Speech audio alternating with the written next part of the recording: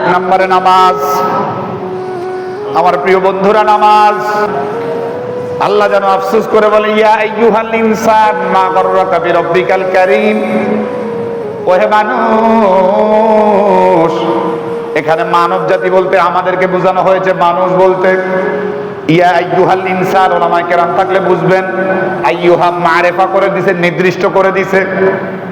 মা গাররাকা বিরাব্বিকাল কারীম, দুনিয়ার কোন এমন মোহ, দুনিয়ার কোন এমন চাকচিক্য, দুনিয়ার কোন এমন বাহাদুরি তোমারে তোমার রবের কদমে সেজদা দেওয়া থেকে হেফাজত করে রেখেছে, দূরে রেখেছে।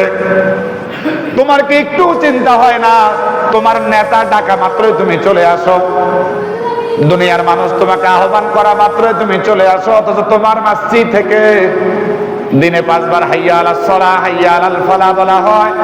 সব তোমার চলে, সব তোমার চলে, সব তোমার চলে, কিন্তু আমার কদমে সেজদা দেওয়ার মতো সময় তোমার হয় না। আল্লাহ যেন আয়াতের মধ্যে আফসোস করে বলে, ইয়া আইয়ুহাল ইনসান, ওহে মানুষ, মারেফা করে দিয়েছে। মা গাররাকা বিরাব্বিকাল কারীম, দুনিয়ার কোন এমন মোহ, দুনিয়ার কোন এমন চাকচিক্য তোমার সম্মানিত রব থেকে তোমারে আলাদা করে দিয়েছে। তুমি একটু চিন্তা করো, তুমি যখন তোমার মায়ের পেটের মধ্যে ছিলা, বিজ্ঞানীরা বলেছেন 8 থেকে 10 ইঞ্চি, এর চাইতে কম জায়গার মধ্যে আমি আল্লাহ তোমার এত হেফাজতে রেখেছি। তোমার বাবার চিন্তা করার দরকার হয় না তুমি কি খেয়ে বাঁচবা, তোমার মায়ের তোমার বাবার কাছে বলার দরকার হয় নাই যে সন্তানের বয়স 4 মাস, সন্তানের বয়স 5 মাস, পেটের মধ্যে নড়াচড়া করে, সে কি খায়, কিভাবে বেঁচে থাকে আল্লাহ জানায়া দেয়। আলহামদুলিল্লাহি রাব্বিল আলামিন, এই যে এই জায়গার মধ্যে যে রবের প্রশংসা করা হয়েছে, ওয়া ইন তা'উদ্দু নি'মাতাল্লাহি লা তুহসুহা ইন্নাল ইনসানা লাযালুমুন কাফফার। নেয়ামতের প্রশংসা করে কখনো শেষ করতে পারবেন না।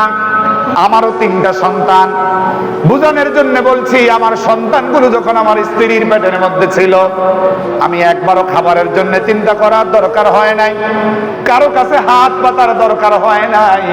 আয়াতের ব্যাখ্যাটা হলো এমন, ওহে মানুষ, দুনিয়ার সব তোমার চলে, দুনিয়ার সব তোমার চলে, শুধুমাত্র রবের কদমে সেজদা দেওয়ার মতো সময়টা তোমার হয় না। দুনিয়ার কোন এমন মোহ, দুনিয়ার কোন এমন চাকচিক্য, দুনিয়ার কোন এমন বাহাদুরি, কোন দুনিয়ার কোন এমন জমিদারি, দুনিয়ার কোন এমন ব্যস্ততা তোমার রব থেকে তোমারে আলাদা করে রেখেছে। 8 ইঞ্চি জায়গার মধ্যে, এর চাইতে কম জায়গার মধ্যে তোমারে আমি আল্লাহ রেখেছি। আল্লাহু আকবার কয় না? রাখছে কিনা? রাখছে কিনা? এর চাইতে কম জায়গার মধ্যে আমি আল্লাহ তোমারে রেখেছি। এরপরে দুনিয়ার জমিনে তুমি যখন আসছো, দুনিয়াতে আসা মাত্রই তুমি ওয়াও করে চিৎকার দাও নাই। তোমার মায়ের সাথে তোমার একটা তার ছিল, ওই তারের মাধ্যমে আমি আল্লাহ খাবারের ব্যবস্থা করেছি। তারটা যখন কেটে দেয়, বাস্তব কিনা, তখনই বাচ্চা ওয়াও করে চিৎকার দেয়। ওলামায়ে কেরাম যেন বুঝায় বলে, আল্লাহ পাঠানো, আল্লাহর সৃষ্টি বান্দা এবং বান্দি, সেই যেন চিন্তা করে যে একটা তারের মাধ্যমে আমার খাবারের ব্যবস্থা হয়েছে, এই তারটা যে কেটে দিল আমি খাবার খাবো কোথায় থেকে? আল্লাহ যেন জানায় দেয়, রব্বিল আলামিন, রব রব রব। রবের ব্যাখ্যাটা হলো এটা, চাওয়ার আগে, চিন্তা করার আগে, প্রয়োজনের আগে যিনি আয়োজন করে রাখেন তিনি রব। রবের ব্যাখ্যা করলে তো 2 ঘন্টা সময় লাগবে, আর 5টা মিনিট সময় দেন। আলহামদুলিল্লাহি রাব্বিল আলামিন, রব রব রব।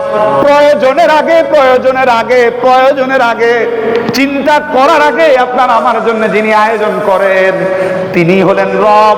তিনি আবার আফসোস করে বলেন, ইয়া আইয়ুহাল ইনসান, ওহে মানুষ, মারেফা করে দিছে, আইয়ুহা নির্দিষ্ট করে দিছে মানুষরে।